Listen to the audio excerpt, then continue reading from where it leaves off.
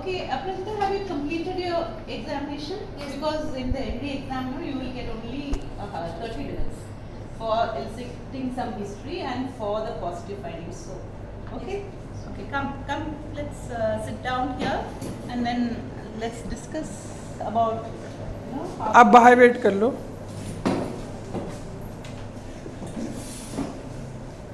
Okay, relax. Okay, it's just going to be a learning experience. Like I'm just going to tell you, what went well and all that. So now that you have completed a neck node examination, now how do you feel about the whole process of this examination? What went well and what do you feel didn't go that well, and some things which didn't go well at all. So it's just a conversation. So don't be tense. And just can you tell me? Yes, ma'am. Calm down. It's okay. It's like I'm also learning. You're also learning. Okay.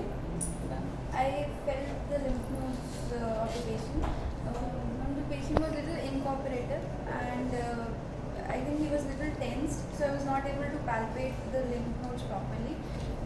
This level 1 lymph node I palpated, it was around 1 to 1 centimeters soft node, and there was also a lymph node in the level 2 which I felt, it was around 2 to 2 centimeters. What else? Ma'am, I think I missed palpating the occipital and the preauricular lymph nodes. Okay. Let me talk about it later. That's what you feel about the whole thing. One thing is which I'm really happy about is that you were very gentle with your examination, and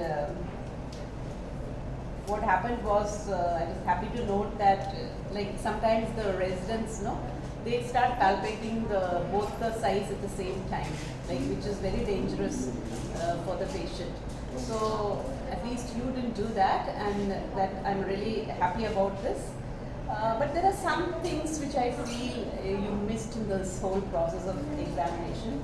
One is that it's very important to take the consent of the patient.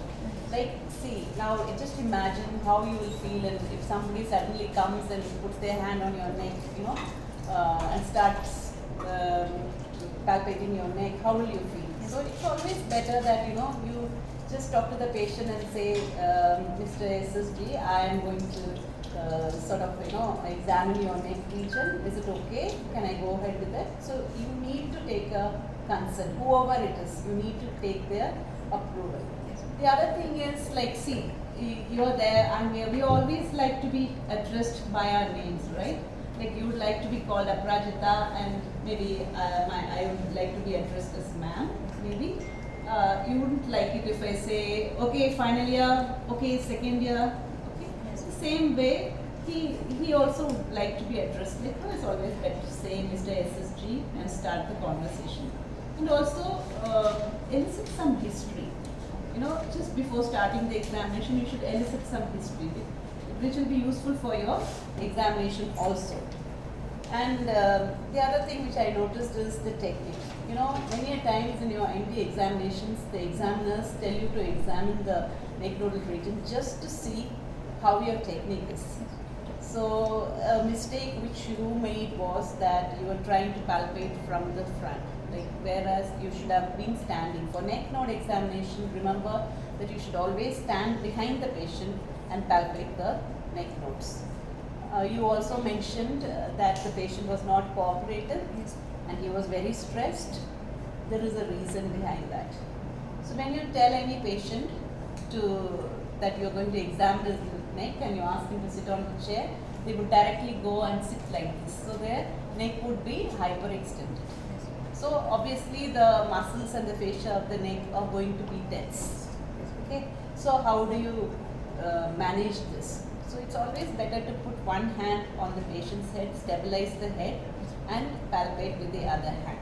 So this will avoid you palpating both sides at the same time also. And you can tilt the head to the examination side so that the muscle and the fascia are relaxed, and you will be able to palpate the node well, get the dimensions right, and look for the mobility, which the actual mobility you will be able to assess. this. Yes. So in that way, it was not really the patient being tense, it's the technique which you need to give some more input into. So, and what else did you say which didn't go on well? Like you. Ma'am, I missed the Oh, you forgot. occipital and the preauricular. Oh, okay, okay. You said you've left out the preauricular region and the occipital region. So how can we tackle this? What you can do is, see, we have the neck node regions from level 1 to 10. Yes. Either you start examining in a systematic manner. Either you can start from 1 and go 2, 3 and onwards. Or what you can do, you can start from the supraclavicular region and go up and then go to the pre, post and occipital nodes. So that way you will not mis-examine any of the groups of the nodes. Yes. So I think that's it. So what do you feel that now, just looking back and after listening to me, what do you feel that you could have done better? First of all, thank you for the feedback. And yes, ma'am, definitely I should have first introduced myself to the patient.